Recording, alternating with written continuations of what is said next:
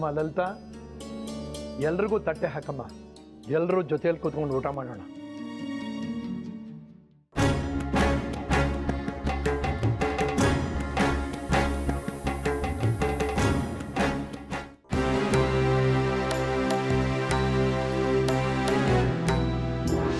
ಬಾ ಮಗು, ನೀನು ಕೂತ್ಕೊ.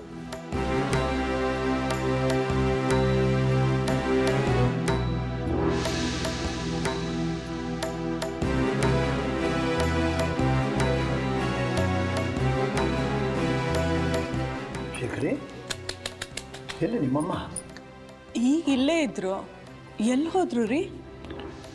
ಎಷ್ಟು ವರ್ಷಗಳಾಗೋಯ್ತು ಹೀಗೆ ಜೊತೆಲಿ ಕೂತ್ಕೊಂಡು ಊಟ ಮಾಡಿ. ಕರಿಯಪ್ಪ ಅಮ್ಮನ, ಜೊತೆಲಿ ಊಟ ಮಾಡೋಣ.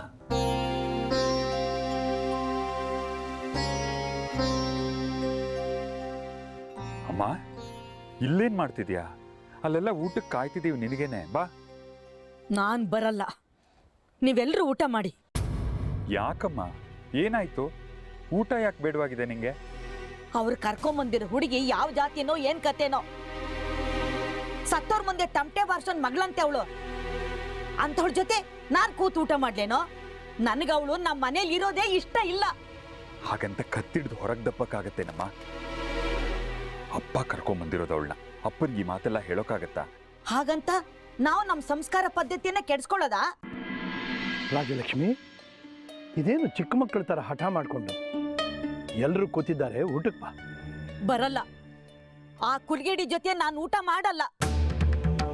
ಕುಲ್ಗೇಡಿ ಅಂತ ಯಾಕೆ ತಿಳ್ಕೊತೀಯಾ? ಅವಳು ನಿನ್ನ ಮೊಮ್ಮಗಳು ಸುಂದರಿ ಅಂತ ಅನ್ಕೋ. ಸುಂದರಿ ಇದ್ದಿದ್ರೆ ಹೀಗೆ ನಡ್ಕೋತಾ ಇದೆಯಾ? ಸುಂದ್ರಿ ನಮ್ಮ ಮನೆ ಮಗಳು, ಅವಳಿಗ್ಯಾಕೆ ಹಾಗನ್ಲಿ? ಇವಳನ್ಯಾಕೆ ಅವಳಿಗೆ ಹೋಲಿಸ್ತೀರಿ? ಕೆಲವು ವಿಷಯಗಳನ್ನ ನಾನು ಹೇಳೋಕ್ಕಾಗಲ್ಲ, ಆದರೂ ಸೂಕ್ಷ್ಮವಾಗಿ ತಿಳಿಸ್ತೀನಿ.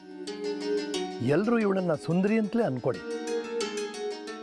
ಅವಳನ್ನು ಹೇಗೆ ಪ್ರೀತಿಯಿಂದ ನೋಡ್ಕೋತಾ ಇದ್ರೋ ಇವಳನ್ನು ಹಾಗೆ ನೋಡ್ಕೊಳ್ಳಿ. ಚೆನ್ನಾಗಿದೆ ನೀವು ಹೇಳ್ತಿರೋದು. ಭಾವನೆಗಳು ಬಲವಂತಕ್ಕೆ ಬರೋದಿಲ್ಲ. ಅಮ್ಮನೂರು ಉಪಾಸಕರಾಗಿ ನೀವೇ ಹೀಗೆ ಹೇಳ್ತಿದ್ದೀರಲ್ಲ. ಆಚಾರ ವಿಚಾರ ಮಡಿ ಮೈಲಿಗೆ ಅನ್ನೋದೆಲ್ಲ ಸುಳ್ಳೇ? ಇಲ್ಲ, ಅದು ಯಾವುದೂ ಸುಳ್ಳಲ್ಲ. ಆಚಾರ ವಿಚಾರ ಮಡಿ ಮೈಲಿಗೆ ಅನ್ನೋ ನೆಪದಲ್ಲಿ ಈಗ ನೀನು ಅನ್ಕೊಂಡಿದ್ಯಲ್ಲ, ಅದು ಸುಳ್ಳು.